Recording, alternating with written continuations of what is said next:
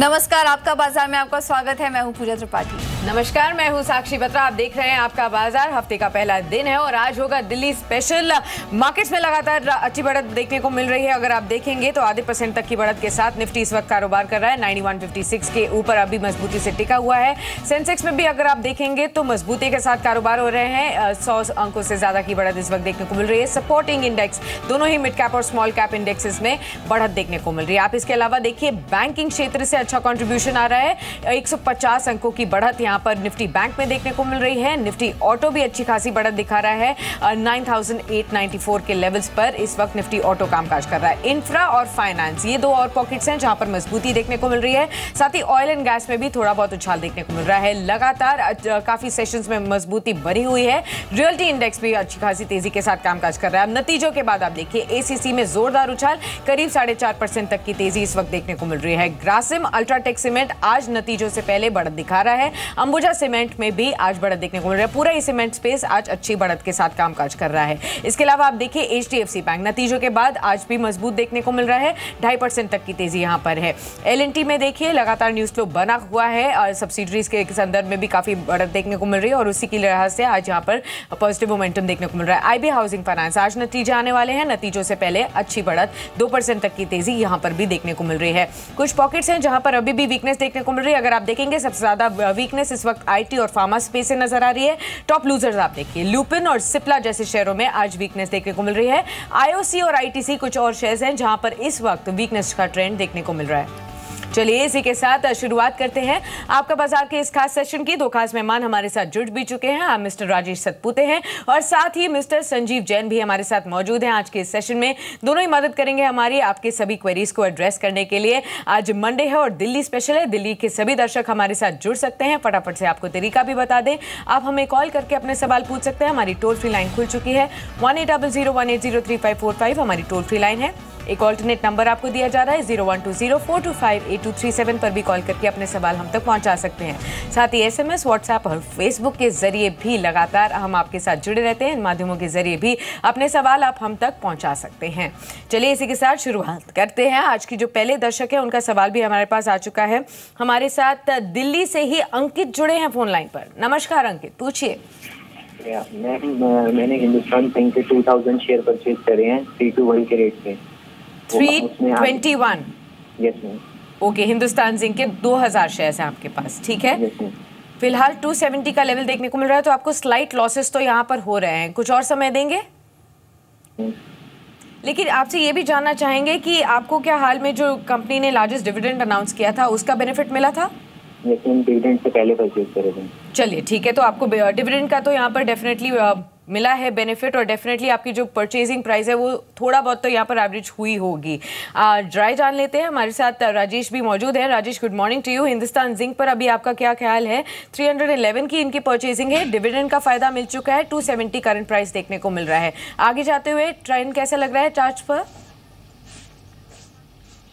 देखिए चार्टिकली मुझे लगता है कि हिंदुस्तान जिंक में डेफिनेटली वीकनेस है और रफली मुझे अभी भी याद है 310 के आसपास हमारा एक बेरिश स्टांस था और वहाँ से करेक्शन हम लोग एक्सपेक्ट कर रहे थे। रफली 270-72 का भाव हम लोग एक्सपेक्ट कर रहे थे।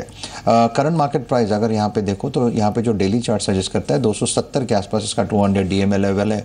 तो मुझे लगता है कहीं ना कहीं इस एक्सपायरी में 270 का जो लेवल है ये एक मैग्नेटिक लेवल के तौर पर काम करेगा। ज़्यादा डाउन साइड नहीं आनी चाहिए। हालांकि इस एक्सपायरी में आपने देखा मेटल में प्रॉफिट बुकिंग आई है तो मुझे लगता है इस एक्सपायरी में आपको उसको इसमें एक टेक्निकल पुल बैक नहीं आएगा, लेकिन अगले एक्सपायरी में डेफिनेटली इसमें एक ट्रैक्शन बनेगा और मुझे लगता है फिर पुल बैक जो है आपको रफली मिलेगा 295-300 तक। मुझे लगता है वहाँ पे आपको वेदांता में हिंदुस्तान जिंक में एग्जिट लेनी पड़ेगी।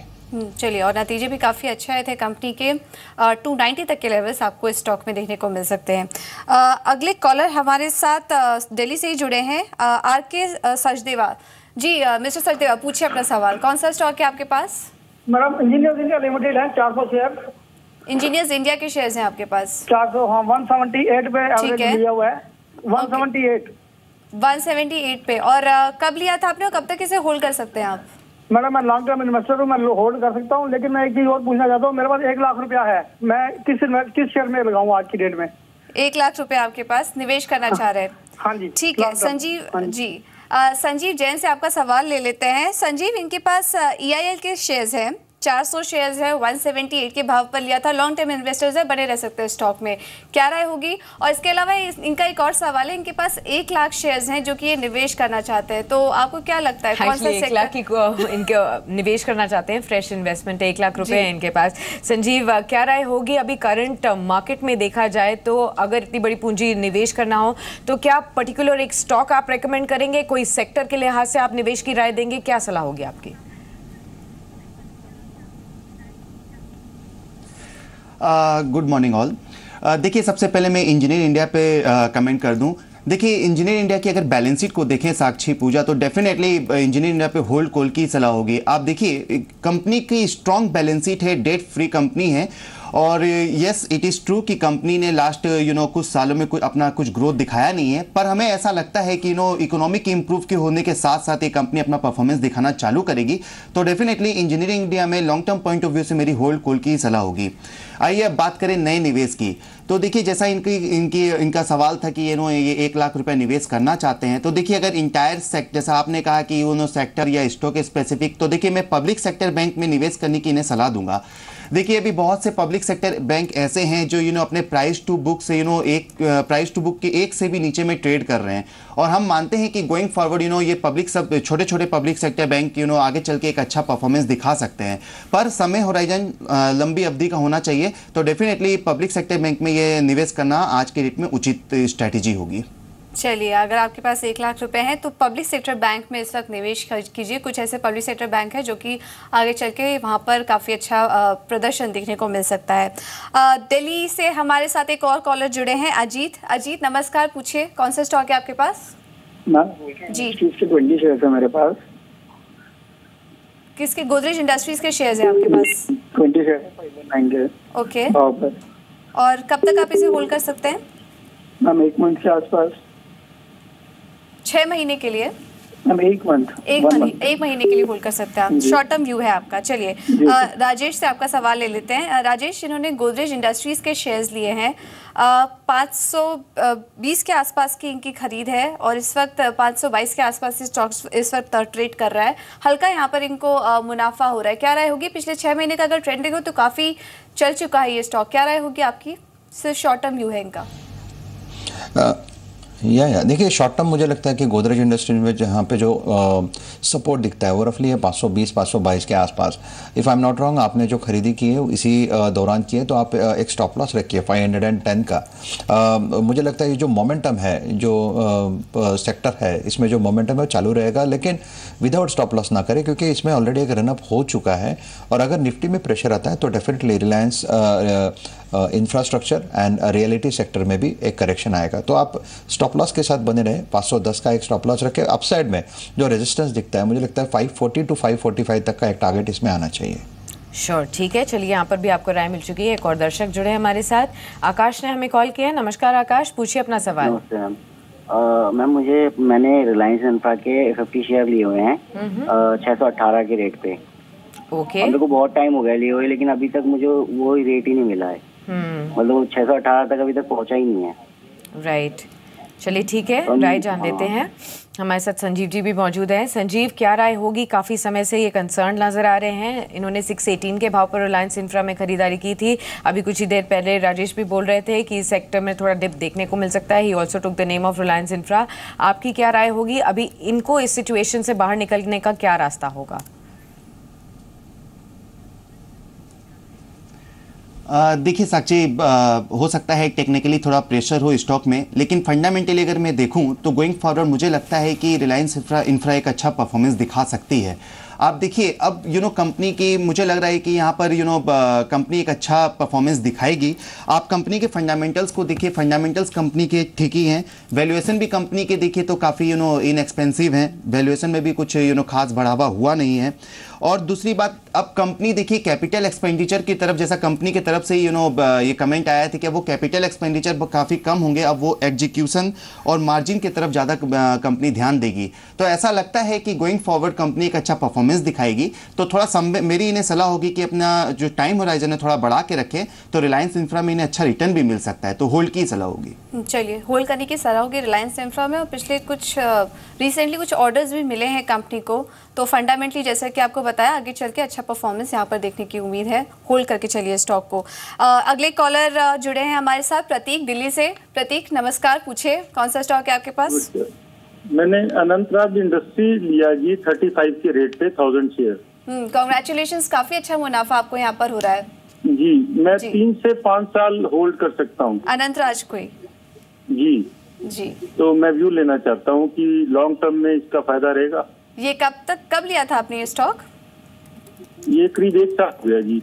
अच्छा जी, राजेश से ले लेते हैं आपके राजेश से आपका सवाल ले लेते हैं। राजेश, इन्होंने अनंतराज के शेयर्स लिए हैं, 1000 शेयर्स लिए हैं, 35 के भाव पर लिए थे और इस वक्त काफ़ी अच्छा मुनाफा इनको हो रहा है। 64 के आसपास ये स्टॉक ट्रेड कर रहा है और पिछले 3-4 महीने का व्यू अगर चार्ट्स अगर देखें इसका, तो उसमें भी काफ़ी अच्छी तेज़ी स्टॉक में देखने को मिली थी। क्या राय होगी और आगे होल्ड कर सकते हैं स्टॉक को?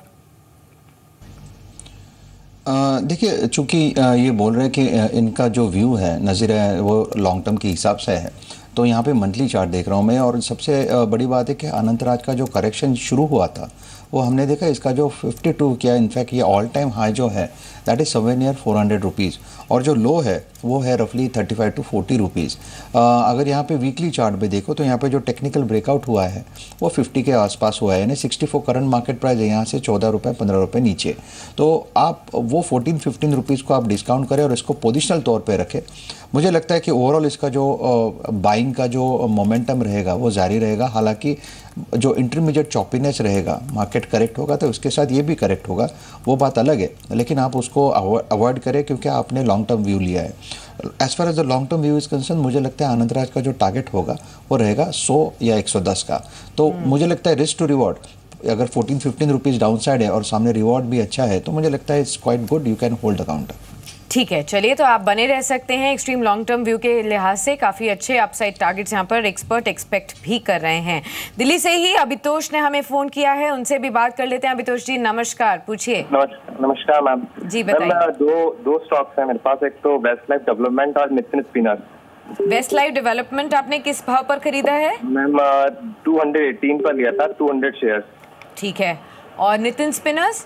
मैम 127 रुपीज़ में लिए थे 300 शेयर। ठीक है, और दोनों पर अपना नजरिया भी बता दीजिए। हम 3 मंथ तक होल्ड कर सकते हैं। ठीक है, शॉर्ट टर्म का इनका नजरिया है।